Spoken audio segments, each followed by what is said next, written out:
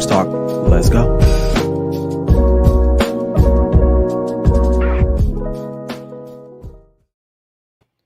Hey, happy Monday to you guys. It's me, your boy Ryan Flowers, aka Clutch Sports Talk in the house, man. Happy Labor Day to you guys as well. Man, hey, I got another jam-packed show in store for you guys tonight. You know, it's football season. College football is back. The NFL is 3 or 4 days away. You got the Cowboys, Buccaneers squaring off on Thursday Night Football. I'm going to be talking about the NFC 2021 conference. I'm going to give you my predictions and reviews on that as well. I want to talk about college football being back. It was a great weekend for college football, and it's going to be capped off tonight with Louisville and Ole Miss kicking off here in just a couple minutes. And finally, I want to talk about my clutch and not so much plays or players or teams from the weekend. So sit back and relax and enjoy the show. This is Clutch Sports Talk Live with me, Ryan Flowers. Let's go.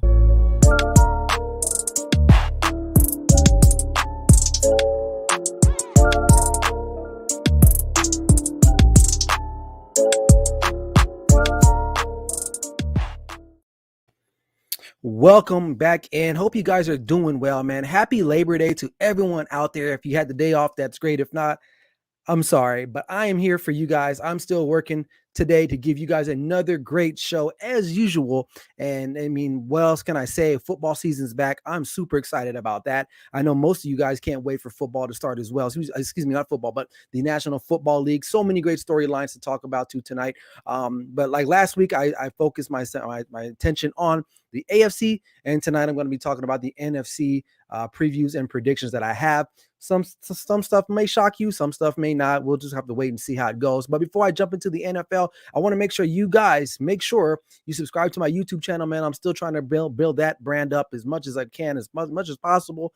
So you guys enjoy that and all the other Clutch Sports Talk related videos that are located on there. And below in the red, you can see all my social media platforms. Make sure you guys hit those up if you haven't already, and subscribe and get everything up to date on Clutch Sports Talk with me, Ryan Flowers. So yeah, that's where we're at, man. Yeah. So listen, college football is back, man. There was a lot of great games over the weekend. Last night was a great game between Notre Dame and Florida State. A couple things I want to highlight. Shout out to UCLA. First and foremost, I mean, I'm a USC fan. I grew up in LA. At one point, I used to be a UCLA fan, but they used to just let me down too much. And I'm not saying I'm going jumping bandwagon. I'm still a USC fan more so than a UCLA fan, but I will have to say, though, UCLA, big ups to them, man. That was a big win against LSU. Now, granted, it's not the same LSU that we saw a couple years ago in 2019 with Joe Burrow, but it's still an SEC team. They were still ranked in the top 25. Fun fact, that's crazy that LSU has not been to the West Coast. I don't think ever. I think that was the stat I read, and this is the first meeting ever between LSU and UCLA. And from the jump, one thing that really stood out to me, especially for our Pac-12 team, is that they were able to handle the physicality in the trenches. And typically, SEC teams usually have a huge advantage over most conferences, and especially a Pac-12 team such as UCLA. But going into Chip Kelly's fourth year as the UCLA head coach, man, I think finally things are starting to come in to fruition. And, I'm not going to say they're going to win a national championship, but UCLA is not the typical Pac-12 team that we've seen in the last decade or so. They're pretty physical, man. I mean, they have that running back the transfer from Michigan, Zach Charbonnet. He went off again. I'm not quite sure why he didn't play majority of the third quarter, but when he was in there, he was highly effective. I believe he rushed for over 100 yards, a touchdown. Dorian Thompson Robinson, I mean, the quarterback DTR, he's not the greatest quarterback, but he was pretty serviceable. He showed his athleticism in a few plays that helped UCLA beat the LSU Tigers. And one thing I will say about UCLA, their defense, their front line was very physical again. And those are types of things you need to see when you're playing an SEC team. And honestly, I didn't believe it before, but a lot of people have UCLA making a run for the Pac-12 championship. And with a performance like that Saturday night, I can see how. But let's just be real. LSU is not the same LSU. Okay. Ed Orgeron is definitely on the hot seat. And I made a post about this on Saturday night as soon as the game was over. He may be looking for a new job at the end of the season, depending how the rest of the season goes on. I'm pretty sure those good old boys in the South do not appreciate coming west and losing to a bunch of liberals like the UCLA Bruins. And I'm not trying to throw politics in there, but here's the facts. SEC teams should not lose to Pac-12 teams now, and they did. And I wouldn't say they got dominated, but UCLA pretty much was in that game the whole time. LSU really didn't look that great. Stingley Jr., I mean, I don't know what happened to him. I thought they were going to use him on offense, but anyway, shout out to UCLA. Another big game last night I want to talk about is the Notre Dame Florida State game. I won't say Florida State is back, but they didn't fold like they typically do. Mike Norvell, whatever his name is, the head coach of Florida State, kind of got his team back going. Their defense is fast. That's something that we've always said about Florida State. Their defenses are physical and they're fast. Their offense, they still need a quarterback. I'm not sure about the Travis kid.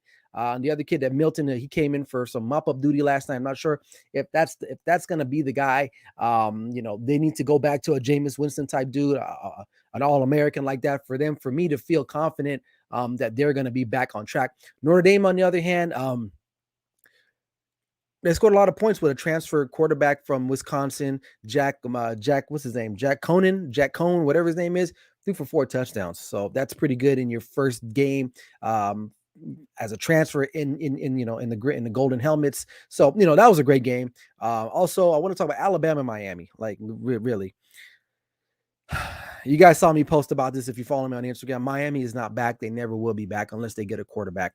And people are like, well, they have De'Aaron King. Well, he's nice. He's good, but he's not an upper echelon type of guy. He's not a Trevor Lawrence. He's not a Justin Fields type of dude. I just don't see him taking. Now, Miami will win, 7-8 games this year, but for them to schedule that game against Alabama, that wasn't really the jam for them. And Miami is not back, okay? And I don't want to hear about Miami anymore. They shouldn't have been ranked in the top 10 in the first place or top 15. Alabama, some experts had Alabama losing 2 games. I don't see how they lose 2 games. Granted, they did play against Miami. We'll see how the rest of the season unfolds. But Bryce Young, 3 touchdowns in the first half. Alabama did not lose a step. Now, they have lost one of the linebackers, Allen, fractured foot. He's out for the rest of the season, but I'm pretty sure they got some other 5-star recruit that can fill in nicely there. And Alabama keeps rolling. Now, Clemson and Georgia was an interesting game. No offensive touchdowns scored in that game. The one touchdown came from a pick 6 from the Georgia Bulldogs defensive back. I forgot his first name, but his last name was Smith. And other than that, that was a very grinded out type of game. Both defenses were pretty superb. Offenses really not that great. Georgia pulled out the close win. I'm not saying Georgia is better than Clemson. I question Clemson's offensive game planning going into that game. You don't have a Trevor Lawrence. You don't have a Travis Etienne anymore. DJ Uiagalelei. Yes, I did say that name right. Yeah, DJ Uiagalelei. He struggled. They could not protect him. He was sacked 7 times in that game on Saturday night. And I don't blame him mostly, but he is not the runner like Trevor Lawrence. Could he run? Yeah, he could run from his days from St. John Bosco in Bellflower, California, but he's not the type of runner that Trevor Lawrence is. Now, I'm not saying he is not an elite quarterback, because he did have some really solid games last year, but Clemson, in order for them to consider themselves as a playoff team this year, they're going to have to get better on the offensive side of the football, and they just didn't have it. And Georgia, JT Daniels was not that great as well either. It's just that Georgia's defensive line was just superior. And I think Georgia has a chance for sure now. They set themselves up nicely to be one of the 4 teams in the college football playoff, because why? They don't have to play Alabama possibly until the conference championship game, and if they still lose at that point, if Alabama is still in the running and Georgia's still in the running, Georgia will probably more likely get in, because the ACC is not that great. And this is a big blow for the Clemson, because they won't have a signature win the rest of the way out. This was a big game for them. They needed to win this game, because now they've lost. They don't really have a marquee game that they can say, you know what? We beat this team, because the ACC is not that strong unless some other teams prove from the ACC that they prove that they can be one of those elite teams, but I don't see it. One of those teams tonight is going to be in action tonight with Louisville. We'll see how that goes with them. That game just kicked off first quarter. Ole Miss has the ball right now. So, but yeah, either way. But college football is back. I'm super excited. I can't wait for next week's games. You got some big games as well. Ohio State, Oregon. That should be a good one. And Iowa State. That's another one that you got to watch out for. Big 12, Big 10 matchup there. So, and lastly, Oklahoma, Spencer Rattler, and he is one of the Heisman hopefuls. He started off very sluggish again. Oklahoma's defense again gave up 35 points to Tulane. Tulane. I mean, no offense to Tulane. They're from Louisiana, from New Orleans area. I don't want to rag on them too much because they got the whole Hurricane Ida thing. The game was moved to Oklahoma, to Norman, because of the hurricane. But you're Oklahoma. You are a Power 5 team. You have been in the college playoff very consistently, and you've produced what? 2 Heisman winners and a Heisman finalist. Spencer Rattler, to me, something about him. Now, a lot of experts have him as one of the top quarterbacks, if not the top quarterback, or at least the front runner for the Heisman Trophy this year. I don't know, man. I'm not saying he can't throw. He does throw a nice ball. He has a turnover problem. He had 2 interceptions, starts off slow, and I know he's in Oklahoma. I know Lincoln Riley has produced a lot of great quarterbacks in the last 3 or 4 years. I just don't know about the guy. Will he be able to get it done? Will Oklahoma's defense be able to get it done? But look, at the end of the day, it's Alabama and it's everybody else. That's what Saturday really told me, that's it. It's all about Alabama. And there was no other team. In past years, you can say, well, this team might have a chance at Alabama, but what I saw the other day, unless I see otherwise, Alabama is definitely the leader in the clubhouse, and everybody else is going to be fighting for the scraps, and we're going to see who they get to beat up in the national championship. The only team I can probably consider is Ohio State. They do have the offensive power, and they have a solid defense, but they have a young freshman quarterback who's, he started off shaky against Minnesota, which, that's a tough game. It's on the road. It's a Big Ten opener. So we'll have to see how he does against Oregon and then throughout the rest of the season. But college football is back. I'm excited. I hope you guys are as well. So that's where we're at. So moving on. This is what we're here for. So last week, hold on, so let me get a sip of water. Last week, I did my AFC 2021 preview and predictions. So not a lot of surprises there for the most part. At least, I don't know. No one commented on it, so we'll have to wait and see. Got my first comment here from my boy Barry Grant Jr. from the All Even podcast. Make sure you guys check him out. He says, Bama is very scary. They are so much faster than everyone. Yes, they are. They are very scary. And that Bryce Young probably might be the best quarterback to come out of Alabama in quite some time. And I know Mac Jones is in the NFL, but he's probably better than him. He's probably better than Tua and Jalen Hurts and all those other guys. Bryce Young, I had the opportunity to see him play a few years ago here in the West Coast. He's from Mater Dei. The guy can play. The guy, he can definitely play. So, but yeah, moving on. This is what we're here for. This is the big part of the show here, the NFC preview. Lock in real quick, man. So I want to start out West because I live on the West Coast. And I also want to start with the best division, I think, in the National Football League. And that's the NFC West. And as you can see here, this is a very, very competitive division. I had the opportunity to be on the Carving Up podcast show that he's going to be airing here soon. And we both agreed with my boy Bryson Carver. We both agreed that the 4 teams in this division should make the playoffs in the NFC because it's the best division. There's no surprise. The only big surprise that some people might look at me side-eyed is the whole thing with the Niners being number 1 and the Rams being number 2. Okay. I'll get to that in just a second. I got Seattle at 3 and Arizona at 4 because out of the 4 teams, I think Arizona still has some room to grow. They still got a younger quarterback. They have an unproven head coach. And they got some older veterans out there, but to me, I feel like they're the 4th best team in this division, and they may prove me wrong, but this is why it's a preview and predictions, right? So we don't really know. So let's get back to the first part here. So San Francisco, I got San Francisco at number 1, okay? And here are my reasons why. For the most part, Kyle Shanahan has had Sean McVay's number a lot of the time since they've matched up, since they've both met in here in this division. And I still like the 49ers personnel, especially offensively. I love their scheme. Now, there is some type of controversy with the quarterback with Garoppolo and Trey Lance. I think at the end of the day, Trey Lance may get the starting job eventually. And I think that's going to bode well for the San Francisco 49ers because their defense is going to come back better than ever. They still have George Kittle. I love Brandon Ayuk. They still have a legitimate running game, and like I said, their defense is going to be good again. Nick Bosa will be back. Some other guys that missed some significant amount of time will be back. And I just like their coaching ability. I just really like that. I can see how the Rams could be number 1 because they do have a talented roster, and so that's why they're my number 2 pick. They have the reigning defensive player of the year. But see, here's the thing. Their best players are on the defensive side of the ball. That's my opinion. Jalen Ramsey, arguably a top 5 corner, if not top 3 corner in the National Football League. Aaron Donald is the best interior lineman. Hell, probably the best lineman in all of the National Football League. And then after that, the offensive side, we have an unproven Matthew Stafford. Now, is he the guy? The big thing on him is that, well, he was in Detroit. The personnel sucks there. The organization sucks. He comes west. He hasn't taken any snaps, any meaningful snaps in any preseason game because Sean McVay doesn't believe in that. So now we're going to have to see. Cam Akers goes down. Okay, they go ahead and trade for Sony Michel. That's fine. But I think at the end of the day, the matchup between Kyle Shanahan and Sean McVay, and that's the reason why I went to the San Francisco 49ers number 1 and the Rams number 2. Now, the Seattle Seahawks, I feel like they're going to get off to a great start like they normally do. And then for some reason, they're going to tail off.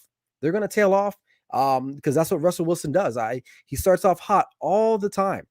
And then for some reason, he just cannot finish it. And you know, they're an older roster. You know, they still have DK Metcalf, you still have Tyler Lockett, and I can appreciate that. But to me, at the end of the day, the Seahawks still have some questions that needs to, you know, can they stay healthy? Has Pete Carroll worn out his welcome there now? Because there's a little animosity within that locker room that I'm picking up on as far as some of the press clippings that I've read. And so I think they're going to start fast, but then I think in the end they're gonna falter towards the stretch. But they'll still be good enough to make the playoffs. But I don't see them winning this division.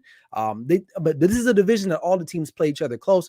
But still, I don't like them winning the division in the beginning. And then finally, the Arizona Cardinals, like I said, you got Kyler Murray going into his 3rd year. He's one of my candidates for Offensive Player of the Year. He's unbelievable, and I'm so happy that they dumped Josh Rosen after picking him high in the 1st round the year before Kyler Murray and getting rid of that other head coach they had. Now they did get Cliff Kingsbury, who's very familiar with Kyler Murray, and it's worked out for the most part. But I think this is a year that they have to make the playoffs for the Bidwell family and Steve Keim for them to all feel like, you know what, we're doing something here in Arizona. You know, they added AJ Green in the offseason, who's probably a shell of himself, but still he's probably still decent for a couple really solid games here or two. You still got D-Hop over there. You added JJ Watt to pair him with Chris Chandler on the other side. So their defense should be better. But like I said, I think they're the 4th best team in this division. Now, the best players in this division, I'm going to give you my top 2. Number 1 out the gate is Russell Wilson. He's the best player in this division, I think, by far. And then Aaron Donald. Those are my 2 best players in this division. You know, one from the offense, one from the defense. It just happened to be that way. So, and I'll be doing that for the rest of the picks here as we move along. So, cool. So we're going to take our focus from the West and we're going to head down to the dirty South. As you can see here, no brainer here. Number 1, we got the defending Super Bowl champions, Tampa Bay Buccaneers. Number 2, I got the Carolina Panthers, who are going to make a jump and with their 2nd-year head coach, Matt Rule, and their new quarterback, Sam Darnold. Also, the Saints coming at number 3, and the Atlanta Falcons. Now, you know, someone has to be last, and unfortunately, I had to pick the Falcons. Yesterday, like I said, I was on another show, and I had the Falcons picking number 2, but then I had to really think about it. And there are some things that really concern me about the Falcons. But like I said, I'm not going to spend too much time on the Buccaneers. They're the number 1 team in that division. Okay. Now, this division does flip-flop a lot. We've known historically this division, you know, you can go from first to worst. It's almost happened like every other year or every year. It happens quite a lot in this division. But I think this year, Tampa Bay Buccaneers are the sure pick to win this division. Now, Carolina has jumped over the Saints because I think they got a better quarterback. Sam Darnold will prove to people that he is the guy. Christian McCaffrey will be back. He's going to be up there again for offensive player of the year, if not an MVP candidate, as long as he can stay healthy. Their defense should get a little bit better. They did spend a lot of draft picks last year on their defensive side of the ball, so we'll see if those guys can start making an impact. You know, they re-signed guys like Robbie Anderson, DJ Moore is there. So their offense should be pretty good. And that's part of the reason why I put them in number 2. Because in another mock, preview that I had them last. But considering all the information that I was able to take in, I just like them at number 2. And then the Saints. Okay, look, Drew Brees is gone. You got Jameis Winston's taking over, which is the right decision by Sean Payton. Jameis Winston is a starting quarterback in the National Football League, and he should have gotten to start over Taysom Hill. But they have concerns. Their O-line is not as good as it used to be. Their defense, some of those guys are getting a little long in the tooth, like Cam Jordan. Michael Thomas having some issues with him. He may be on the trading block. Alvin Kamara, he's a good running back, but do they have enough offensively to keep this going? I'm not sure. And they have a lot of money tied up in cap. So I don't know what else they can do to really improve this roster. I'm not hating on the Saints. I'm just being real. They are going to drop off tremendously. They're going to drop off. They're not going to be the same Saints teams that we have known that, you go to the Mercedes Superdome in New Orleans and it's going to be a rough go. Not saying that those fans won't be rowdy, but the team itself won't be as good as it used to be. And Sean Payton's really going to have to do a good job because guess what? He doesn't have Drew Brees anymore. So now we're going to really see if Jameis Winston can take the leap, or will he be Jameis Winston from Tampa Bay or from Florida State, stealing crab legs and doing stupid stuff. So we'll have to wait and see. And the Falcons, although I do like the Falcons, they are going to be an improved team. They have a rookie head coach. They will score a lot of points. My concern still is with their defense, although they were in a lot of close games last year. Matt Ryan can still play. A lot of people thought they should have taken a quarterback. They go ahead and take Kyle Pitts. They passed over, they passed over Justin Fields, some other quarterbacks, some Mac Jones, guys like that. But they took Kyle Pitts, who to me was the best player in the draft. They filled that need there that they needed because they let Julio Jones go. So Kyle Pitts is a remarkable talent, and he should help carry that offense as well. Calvin really is a great number one. I think the Falcons, to me, still will make some really good strides in year one with their new head coach, but they're not going to be good enough to overtake the Saints. And I can easily see the Saints maybe going to the 4th spot, but out of respect to Sean Payton and that organization, I picked them at 3 instead of putting them in the end at last and for this division. So off the top of my head, the two best players in this division, I got to go with Christian McCaffrey, CMC, and I think Kyle Pitts will be the next best player in this division. Now, people are going to be like, what? You didn't pick anyone from Tampa Bay? Tampa Bay has a great roster, but I think Christian McCaffrey is going to bounce back. He's going to have a tremendous year, and Kyle Pitts is going to blow the roof off of a lot of teams. So those are my sneaky guys you want to look out for. If you want to go defensive players, you can go. You can go with the Tampa Bay Buccaneers. What's their linebacking crew? I forgot their names off the top of my head, but probably anybody off of that linebacking crew for the Tampa Bay Buccaneers. But really, honestly, I really feel that it's going to be Kyle Pitts and Christian McCaffrey going to be the best 2 players in that division. All right, so we're going to head up north here in the NFC North. This one was pretty simple for me. I got the Green Bay Packers at number 1. I got the Minnesota Vikings at number 2. The Chicago Bears at number 3. And the woeful Detroit Lions will be finishing dead last again in this division. It doesn't get any better for you Lions fans, unfortunately. I'm sorry. That's just how it goes. But hey, at least you guys got football still. So, it is what it is. But unfortunately, the Lions fans, they're just going to have to deal with it again. But yeah. So, Green Bay Packers, you got Aaron Rodgers. This might be the last time they will probably be in first place in this division because Aaron Rodgers will probably retire or walk away. They still have the best roster in this division, even though they haven't really added to it. Aaron Rodgers is definitely the difference maker in this division, so they got him at number 1. Minnesota. This one was tricky for me. The only reason why I went with Minnesota is because I like their offensive power mainly. Okay. Mainly because of the wide receivers and the running back. They got Thielen, Justin Jefferson, and Dalvin Cook. That's the only reason why I went with Minnesota.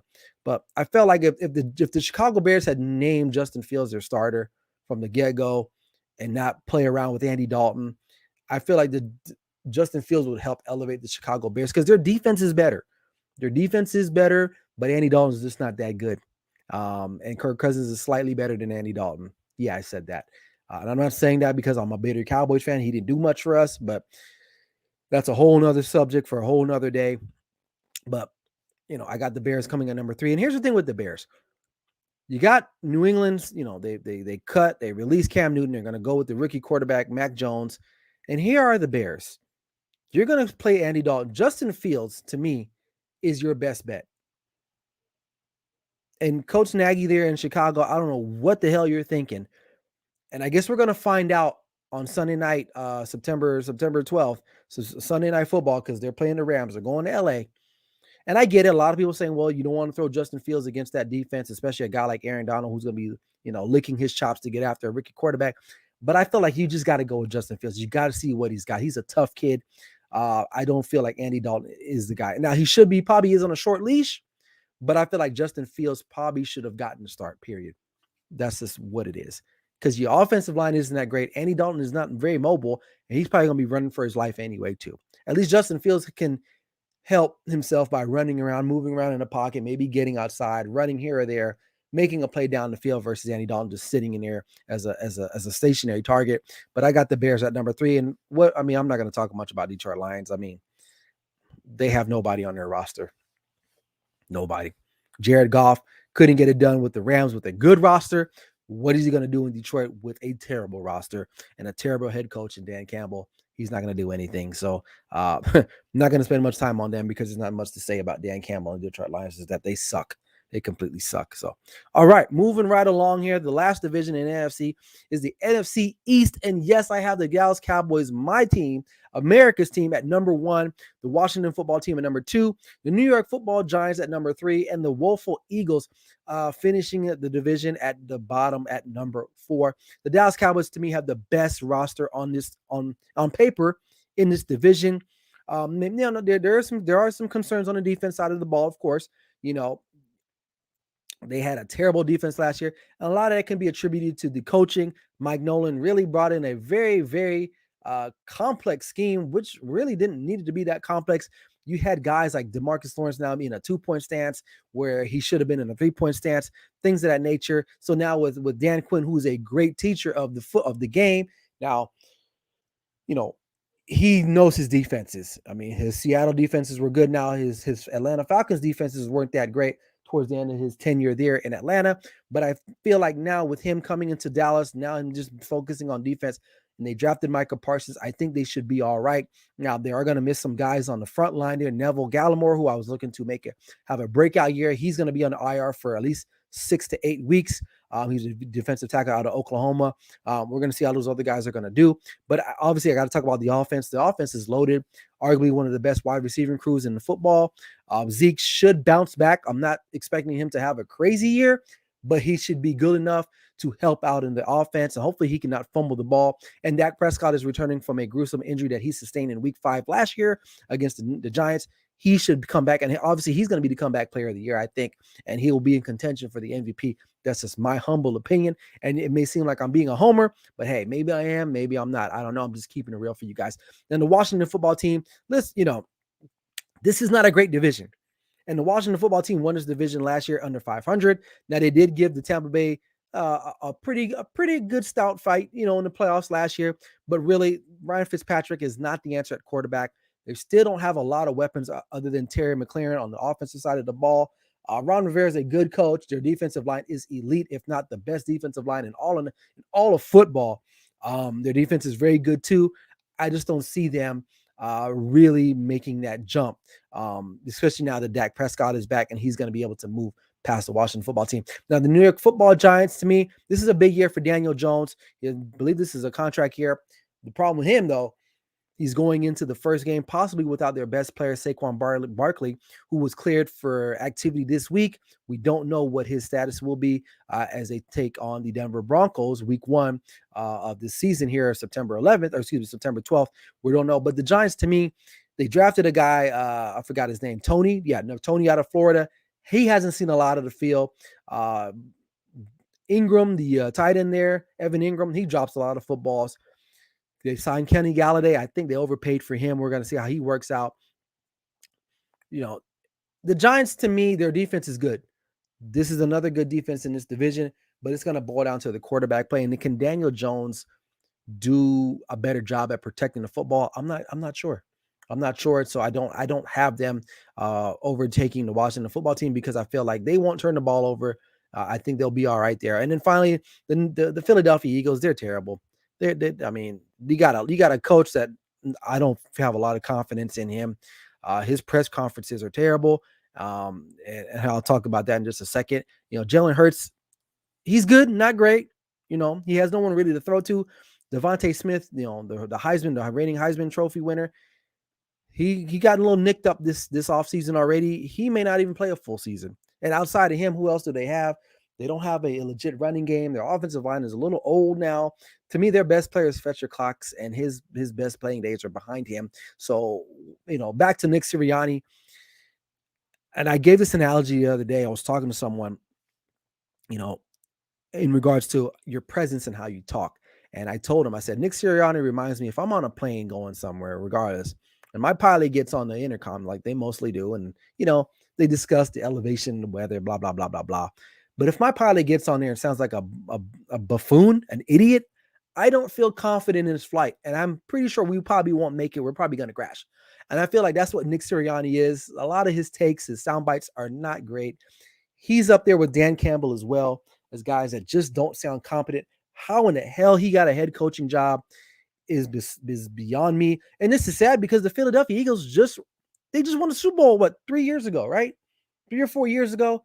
And look, here they are now, just terrible as they want to be. And to me, this is not a great division.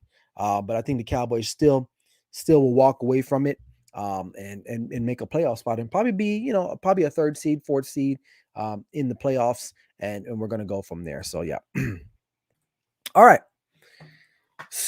Back on camera now. Speaking of the Cowboys, I don't know if you heard, they are traveling to Tampa Bay and they're gonna play a game. They're gonna play a game against the reigning Super Bowl champs, Tom Brady and Tampa Bay Buccaneers, this Thursday at 5:20 Pacific Standard Time. So that's 8:20 Eastern Standard Time. Thursday Night Football. This is the season opener for the National Football League. I know I am super geeked about that. I can't express my excitement for it. Now, a lot of stuff going on about this game. So obviously we got reports yesterday that Zach Martin, the starting guard for the Dallas Cowboys, is in the COVID-19 protocol. He will miss this game unless there's one scenario that he gets back in there, is that he tests. I think something about he has to have a certain amount of negative tests between now and Thursday for him. But honestly, it's the end of the day. He's probably not going to play. I think the Cowboys have just moved on, and they're going to put Connor McGovern in there in his spot. Now, it's not a good thing. You want your all-pro guard right there especially to protect your quarterback who's coming off a leg injury, such as Dak Prescott is coming off of. But hey, it is what it is. It's the National Football League. We're going to have to deal with this again. COVID is not gone. It's still here. There's going to be a lot of games that good players are not going to play because of COVID, regardless if they're vaccinated or not. This is just the new norm. So here is the odds on this right here for the game. Courtesy, these numbers are coming from the BetMGMSportsbook.com. Check them out. So like I said, the game is this Thursday, September 9th at 8:20 p.m. Eastern Standard Time. The game is in Tampa Bay. Because why? The Tampa Bay Buccaneers are the reigning Super Bowl champs. So guess what?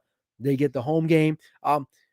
The money line right now, not looking good for the Cowboys. They're a touchdown and a point underdog, which, this game, it probably may get out of hand. I'm not going to lie. I'm going to be honest with you.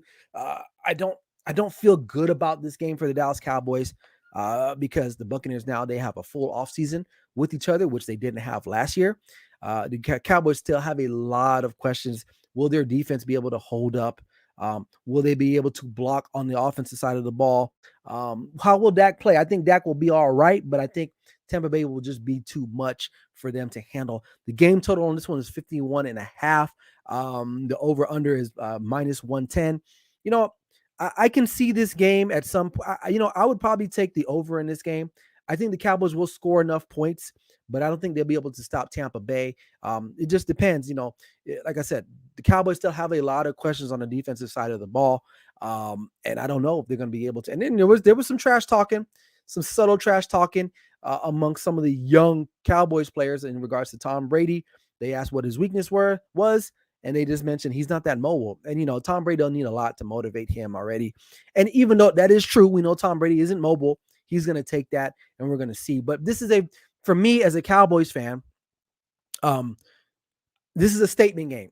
I want to see how they're going to handle, because the rest of their schedule, for the most part, the first half of their schedule is pretty easy. Now they have a tough one against the Chargers in LA, but I think that's a game they can possibly still win. But this game right here against the Super Bowl champions um, is a measuring stick. Now I feel like they probably will lose the game, and I'm being real. I'm not going to be a Homer Cowboys fan and say they're going to win this game, but I do think that this is a game that will tell me, win or lose, where they are in their season this year moving forward. Will they take that jump? Was Dak Prescott back? Is their defense better? So this game, to me, if they can keep it close, now if they get blown out, then it's going to be like, damn, here we go again, another year of Dallas Cowboys football, all these big expectations, and here we are again. They blow it. So I do like the Buccaneers in this game. I do like them to cover. Um, I take that back. I don't think the Buccaneers will cover. I think this game will be at least 6 or 7 points difference in the Buccaneers' favor. So if I was betting, man, I would probably take I would probably not take the Buccaneers -8. I'd probably just go straight up with the money line on this game. But I won't be betting this game because I don't bet on Cowboys games. So, but yeah, that's where it's at right there. So, and also be on the lookout for, as the season starts to start here, moving forward. I'm going to be having my Sunday morning shows where I'm going to be breaking down these games, each and every game, with the money lines, point spreads, all that. So that's something you want to look forward to if you want to place those bets. I haven't decided if I want to do it Saturday night because you got college football, or early Sunday morning. So, but anyway, that's another show for another day, for a different time. So any other than that, that's where we're at. So I'll leave that up for just a couple more seconds. Like I said, Cowboys, the money line, they're plus 300, Buccaneers minus 385. The game total, I think, will go over 51 and a half. So we'll see how that goes, if I'm right about that. All right. Now, this is a new segment I introduced last week. I kind of like it. Let me know what you guys think, and then make sure you guys, if you see some things that happen over the weekend that are not clutch, you hit me up and let me know. You tag me on Instagram or on Twitter or on Facebook or whatever, however you get a hold of me. Let me know what you guys think. This is my clutch or not so much segment, where basically things that happen over the weekend, whether it was good or positive, it could be a player, it could be a team, any type of sporting event, or even an event related that we that's noteworthy that we want to talk about in the community. I'm going to break it down here. So first things first, I want to start with the UCLA Bruins. They had a clutch moment, man. They were definitely clutch. They beat the Bayou Bengals double digits at home on national TV, an SEC team. Like I said at the top of the show, it's not the same LSU, but hell, it's still an SEC team, and they beat them. And good look for the UCLA Bruins for them for on that win. So I'm not going to talk about much about them. Not so much the Miami Hurricanes. They still are not at that national level. A lot of people had Miami winning this game. I don't know how you had Miami winning this game. A lot of people like to doubt Alabama every year. It's like these guys, they're pumping out guys, right? They're pumping out 5-star recruits. They're putting so many guys in the NFL, 10 to 12 guys a year in the NFL. This team does not fall off. As long as Nick Saban is there, Alabama is never out of contention. You might as well just say, you know what, you guys are in the playoff, in the final. Everybody else, the other teams just got to play each other to get in. But the Miami Hurricanes, not so much. Now they will win some games, but they're not at the level as Alabama. Then again, not a lot of teams are. But Miami, I don't want to hear about them anymore. I'm done. I'm sick and tired of hearing about the Hurricanes are back, because they're not. They are not. So moving on, sticking with the Alabama theme. Bryce Young, clutch, very clutch. His first start, national TV against Miami, I guess, who was a top 25, which they shouldn't have been. Comes in, throws 3 touchdowns in the first half. It's like in 13 attempts. So very clutch. This kid is going to be good. To me, he's my front runner now for the Heisman, not Spencer Rattler. I feel like this guy has a lot more potential than Spencer Rattler as far as the college game's concerned. Doesn't turn the ball over, as we've seen. And I think he's going to be legit as he progresses throughout his career at Alabama. And finally, not so much ACC football. Just terrible this weekend. Miami gets their doors blown off. North Carolina, another team that was ranked high, shouldn't have been ranked high. They lost to Virginia Tech, who was unranked. Granted, it was bumping there on Thursday or Friday night. Sam Howell, who was another guy, a quarterback from North Carolina, who was another guy that was in the contention for the Heisman. He throws 3 interceptions. That's not going to get it done as the Heisman. He's done. And then Clemson did not get the win against Georgia. They sputtered on offense. Their defense looks strong, but that's not a very strong conference at this point in time. And then, we got the Ole Miss game going on right now. Hope against the Louisville. Hopefully, Louisville can kind of do something right now. I don't know the score on that game as of right now. 6-0 Ole Miss. So not looking good for Louisville out the gate and the rest of the ACC. So I don't know. ACC, you got the rest. And Florida State lost. Now, that's a moral victory, I guess, for Florida State, because typically they do when that game began, Notre Dame scoring like on a 4th and 1 play. They threw like a 45-yard touchdown to the tight end. I was like, you know what? This game's done. They did fight back, because typically after a play like that, Florida State just usually folds, like a very bad $9.99 folding chair that you get from Walmart. They didn't. They fought back. But overall, and then Duke, I forgot who Duke lost to, but it was like a Division II FCS school. Duke needs to not have football anymore. They suck, and they just need to move on from there. Virginia, I think, had a decent win against somebody, but it didn't really matter. So ACC, not so much. And that's it. And that's it for the week with my clutch and not so much takes on that. So make sure you guys, if you see something over the weekends, let me know. If you see something, hit me up and I'll put it on the show for next week, Monday. So, but anyway, that's my time. I'm out of here, man. Hope you guys enjoyed the show. Like I said, I've got some stuff brewing. I'm going to be on live Sunday morning before the NFL games kick off. So make sure you guys watch that show, get some information about some teams if you want to do some betting, things of that nature. I'm going to do some predictions as well. But other than that, my regular show still airs Monday at 5 p.m. Pacific Standard Time. But that fluctuates every now and then depending on my schedule. But other than that, that's all I got. Hope you guys enjoy the rest of your Labor Day night and rest of your weekend, and enjoy the Ole Miss Louisville game. I don't know what else to say. I'm out. So this is Clutch Sports Talk with me, Ryan Flowers. Never settle till the work is done. Peace out.